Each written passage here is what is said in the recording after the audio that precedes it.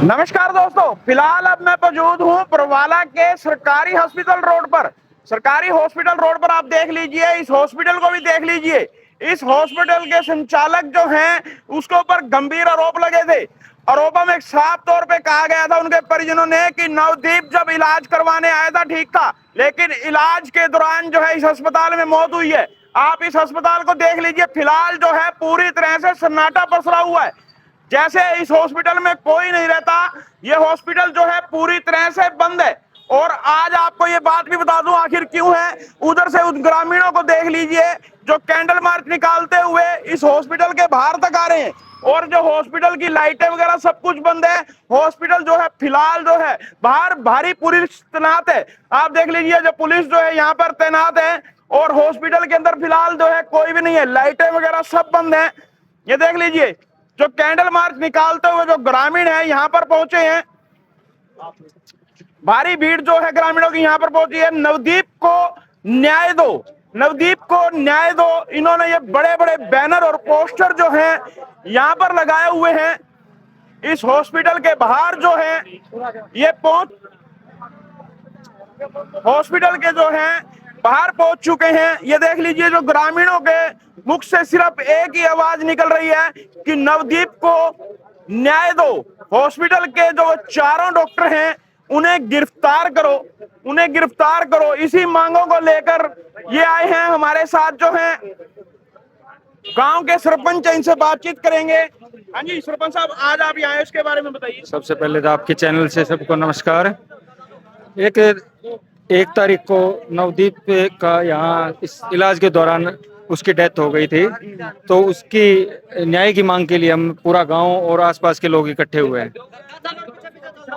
1 तारीख को इलाज करवाने यहाँ पर आया था। 30 तारीख को इलाज करवाने आए थे। लगभग 4 बजे उन्होंने ऑपरेशन थिएटर में नवदीप को अंदर किया था, और लगभग रात के 1 बजे हमें ये पता चला कि उनकी मौत हो चुकी है। इलाज के दौरान उनके साथ कौन कौन आया था? इलाज के दौरान उनके साथ परिवार के और उसका पिताजी था। ये देख लीजिए इलाज के दौरान है जो परिवार के जो लोग हैं उनके साथ आए थे। किसके इलाज के लिए आ रहे थे? वो पथरी का ऑपरेशन के लिए आए थे। वो नवदीप बाइक पे बैठ के आया था अपने पिताजी के साथ, और वो छोटा सा ऑपरेशन था, उसको पूरा मेजर ऑपरेशन बना के डॉक्टरों की लापरवाही के कारण ये, मैं तो कहूँगा, कत्ल हुआ है। ये बताया गया कि 10 से 12 बोतल खून भी मंगवाया गया था। हाँ, 10-12 यूनिट खून की बोतल भी मंगवाई गई है, जबकि ऑपरेशन करने से पहले हमें पता होता है कि बंदा ऑपरेशन के लायक है कि नहीं, इसके अंदर कितना खून है। ऐसा सुनने में आया कि नवदीप ये पूछ के गया था कि दूरबीन से इलाज करवाओ। हाँ, उस 29 तारीख को नवदीप और उसके पिताजी ये पूछ के गए थे कि हमारा दूरबीन से ऑपरेशन करवाना है। बोले हो जाएगा, और उन्होंने उसकी 20,000 रुपये में फीस भी उन्होंने जमा करवा दी थी। हाँ जी, क्या कहना चाहिए नवदीप को न्याय के लिए जो आज ये कैंडल मार्च निकला? ऐसा है जी, नवदीप को न्याय मिलना चाहिए। सरासरी डॉक्टर की गलती है, वो सभी को पता है भी डॉक्टर ने गलती की है। डॉक्टर के पास जब से आए थे, नवदीप आया था, उस टाइम भी नवदीप ने बोला तभी मेरा इलाज, डॉक्टर साहब ने आप कही थी भाई आपका इलाज दूरबीन द्वारा होगा। डॉक्टर ने उसके अलावा दूरबीन को छोड़कर उसको चीर फाड़े करके और उसकी डेथ की है डॉक्टर साहब ने। बिल्कुल डॉक्टरों की लापरवाही जी। हाँ जी, डॉक्टरों के खिलाफ हाँ, एफआईआर डॉक्टरों के खिलाफ अंतराम, पीके गोयल और 2 डॉक्टर अन्य हो रहे हैं, उनको डॉक्टर साहब ने नाम बताए थे। ये देख लीजिए सभी के सभी जो ग्रामीण जो हैं इस हॉस्पिटल के बाहर बैठ गए हैं, इस हॉस्पिटल के बाहर बैठ चुके हैं। इन हॉस्पिटल के संचालक पर जो है गंभीर आरोप हैं, और साफ तौर पे इन्होंने कह दिया कि ये जो उनकी लापरवाही के कारण हो रहा है। देख लीजिए महिलाएं जो हैं, काफी संख्या में महिलाएं भी पहुंची हैं। इनके मन में भी सिर्फ एक ही सवाल है कि नवदीप को न्याय दो, और पुलिस प्रशासन पर भी सवाल खड़े कर रहे हैं कि अभी तक जो है पुलिस ने मामला तो दर्ज कर लिया है, लेकिन जो है इनके पुलिस डॉक्टरों के ऊपर कोई कार्रवाई नहीं की है। हाँ जी, कैसे आए थे आज यहाँ? कैसे कि मतलब ये लड़का गुजर गया नवदीप, इसके बारे में आए थे। ये देख लीजिए सभी के सभी जो यहाँ पर बैठे हुए हैं, हम उनके भाई से भी बात करेंगे।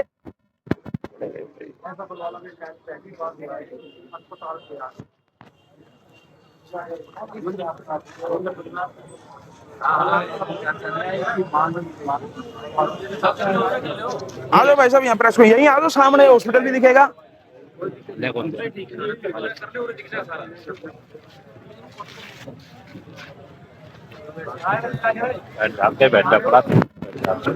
ना करके माइक लगा नवदीप को न्याय दो, न्याय दो, न्याय दो, नवदीप को न्याय दो, न्याय दो, न्याय दो, ये कत्ल खाना बंद करो, बंद करो, बंद करो, ये कत्ल खाना बंद करो, बंद करो, बंद करो, डॉक्टरों को अरेस्ट करो, अरेस्ट करो, डॉक्टरों को अरेस्ट करो, अरेस्ट करो, अरेस्ट करो।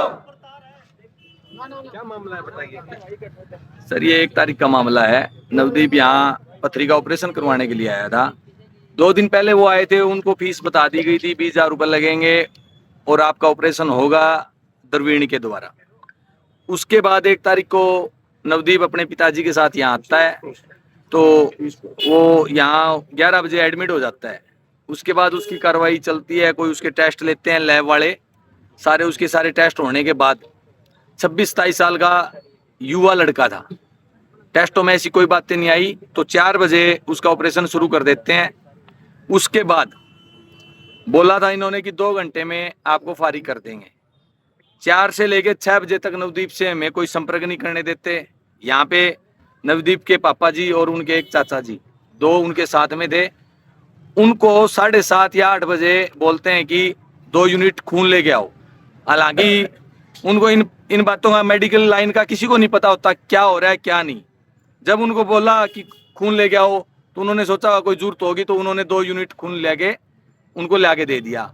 ऐसा ये खेल करते रहे लगभग रात को 10 से 11 बजे तक। 10 से 12 यूनिट इन्होंने खून ले ली। गांव से बंदे बुला लिए कि खून दो, कि एकदम यहाँ बंदा इतना खून लेके भी कहाँ से आए। तो उनको खून जितना उन्होंने मांगा हम देते रहे। हमारे भी मन में ये हो गया भाई क्या हो रहा है अंदर। इन्होंने कहा कि नवदीप बेहोश है, सुबह तक होश आ जाएगा। हमारा पेटा नहीं भरा, हम यहीं से कोई हमारी मेडिकल लाइन का साथी लेके आए, उसको अंदर भेजा। इनको ये नहीं पता था कि ये मेडिकल लाइन से है। जब वो देखकर उन्होंने हमें बताया कि नवदीप पूरा हो चुका है, अंदर जो भी हो रहा है एक खेल चल रहा है।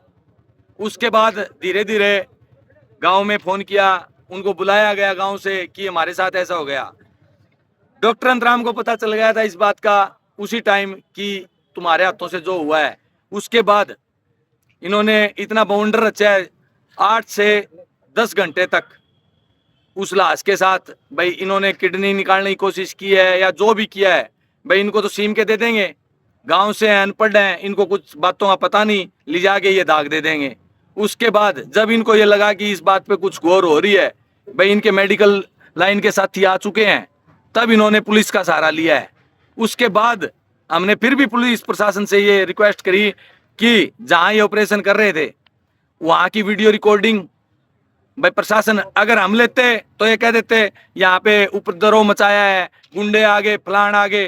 पुलिस के पास है वो, जिस SHO को हमने, हमारे पास वीडियो है, हमारे हाथों से वो दी थी ना, जो इनके पेन ड्राइव और जो पूरी DVR दी थी, उसकी बदली कर चुके हैं। अब ये नहीं पता कि प्रशासन इतना मतलब लाचार, इन डॉक्टरों के सामने इतना लाचार प्रशासन कैसे हो सकता है। हमें किसी सरकार से मतलब नहीं, ना हमें कांग्रेस से मतलब, ना हमें BJP से मतलब। हमें हमारे भाई को न्याय चाहिए, चाहे वो कांग्रेस दिलाओ चाहे वो BJP दिलाओ। अरे जो बंदा हमारे से DVR ले गया, हमारा विश्वास जीत के, जिस बंदे को डॉक्टर अंतराम ने फोन करके बुलाया उसकी बदली कर दी गई, हम कहाँ पेटा भरे। उसके बाद हमारी ये है कि सबसे बड़ी बात यह है, अगर यही कोई मंत्री और MLA का बेटा होता तो 10 दिन निकल जाते क्या? 2 या 3 घंटे के अंदर इन डॉक्टरों की संपत्ति जब्त, इनका पूरा खानदान जेल के अंदर। यह सिर्फ एक आम आदमी का बच्चा था, एक अनपढ़ परिवार से, जिसका कोई सहारा देने वाला नहीं था, उसका बच्चा था। इसीलिए आज तक इसकी कोई कार्रवाई नहीं हुई। पुलिस ने आज तक हमारे से आगे ये नहीं पूछा कि आपके बेटे के साथ क्या हुआ। कौन कौन शामिल था इसमें डॉक्टर अंतराम, उन्होंने लिख के दिया, प्रवीण कुमार गोयल जो हिसार सेक्टर 14 में रहते हैं, एक ढांडा नाम से है अभिषेक ढांडा, एक सुशील कुमार कौशिक जो 7 से 8 हॉस्पिटलों की लैब ले रखी है, जिसने शिव कुमार कौशिक, जिसकी यहाँ अब हमने जांच पड़ताल करी हमारे तरीके से, ये हॉस्पिटल भी उसी के अंडर में चल रहा है। एक बंदा जो लैब चला रहा है वही हॉस्पिटल चला रहा है। इससे बड़ी हमारे देश में दुर्दशा क्या होगी? लैब वाले को क्या पता है हॉस्पिटल में क्या हो रहा है क्या नहीं। और उस दिन उसकी भी वीडियो है हमारे पास, अगर वो कहे और मीडिया कहे तो उसके सामने रखेंगे। हर पॉइंट में, हर कदम के साथ डॉक्टर अंतराम के साथ शिव कुमार कौशिक था। और मेरी उस बात पे जिद्दी भी हुई, वो भाई साहब आपका यहाँ क्या काम है, आप कौन हो या क्या कर रहे हो। उसके बाद उन्होंने इधर से उधर होने की कोशिश की, लेकिन हमारे पास वीडियो है। और उस दिन जो हमने कहा था, जिन डॉक्टरों ने नाम लिए थे और डॉक्टर अंतराम ने हमको लिख के दिए थे, हमारे मीडिया साथियों ने वो नाम भी गायब कर दिए। अब जब हमारा मीडिया साथी ही किसी के दबाव में आ चुका है, हमारा प्रशासन आ चुका है, तो आप ये अंदाजा लगा लो आम आदमी को न्याय कहां तक मिलेगा। आपने गांव के अंदर भी कैडल मार्च निकाला, आज बरवाला में भी निकाला आपने, प्रशासन से आगे ही क्या रणनीति रहने वाली है? आगे की रणनीति बहुत बड़ी रहने वाली है। हमारे बड़े बुजुर्ग और हमारी कमेटी फैसला लेगी, हमारे युवा साथी सभी उनके साथ हैं, जो भी फैसला लेंगे। एक गांव जुड़ा है, 2 जुड़े हैं, आज शहर जुड़ा है। अभी तक इस मामले को मतलब सिर्फ हमारे घर में गोसा भी गांव में कहते हैं ना, हमारे गांव में घर में सांतरा बिछा हुआ था। हम क्या करते, हमारे रिश्तेदारी भी आ रहे हैं, हमारे यार दोस्त भी वहां आ रहे हैं, सभी को पता है हमारे साथ बहुत गलत हुआ है। हम कहीं भी कोई भी कार्रवाई नहीं कर सके, हम सिर्फ कानून के भरोसे बैठे थे, लेकिन कानून ने अपने हाथ ऊपर खड़े कर दिए। कातिल सरेआम घूम रहे हैं। चार हमें तो यहाँ तक कह रहे हैं, हमें क्या है कोर्ट में जाने की फीस मिलेगी, इससे ज्यादा और क्या कहेंगे वो। इस टाइम पोस्टमार्टम करवा गया था, उस टाइम प्रशासन ने आपको आश्वासन दिया होगा। बहुत बड़ा आश्वासन देके हमारे साथ विश्वासघात कराया गया है। उस एसएचओ को बदल दिया गया है जिसने हमारे से विश्वास करके ये डीवीआर ली थी। मेरे कंधे पे हाथ रख के उस बंदे ने कहा था बेटा आपके साथ न्याय होगा, डीवीआर हमें दो। और उस डीवीआर में से तो बहुत सी चीजें काट दी गई है।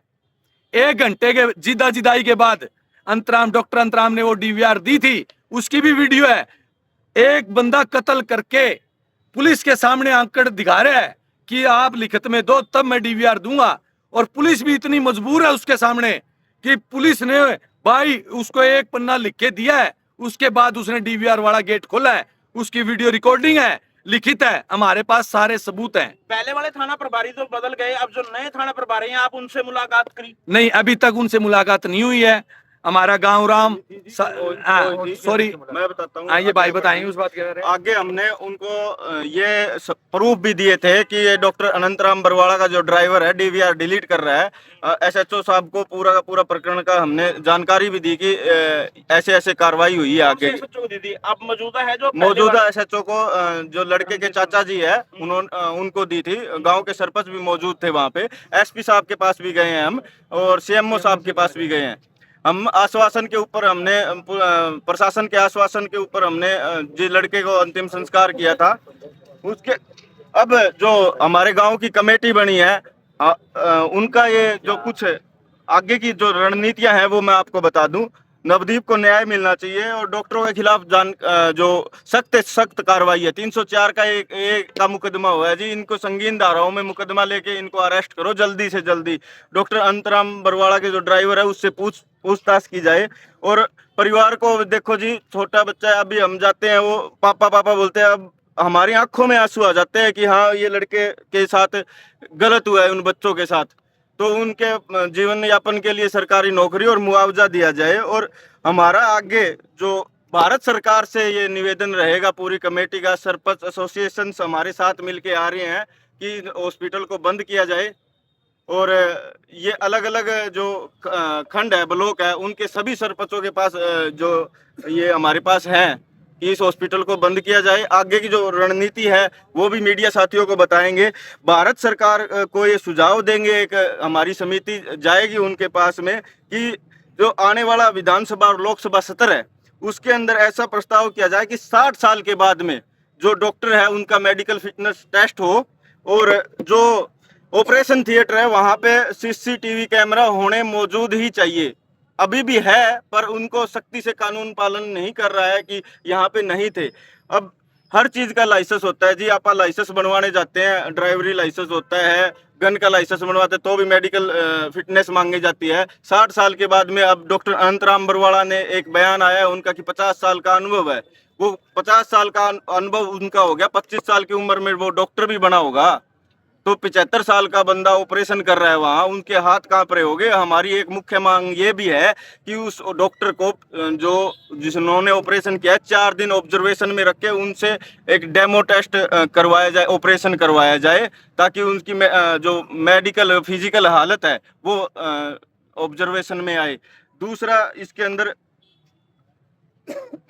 जो गांव की सभी पंचायतें हैं, ठीक है, और संगठन हमारे साथ आए हैं कई, वो सोशल मीडिया के माध्यम से आपको पता भी चल रहे हैं।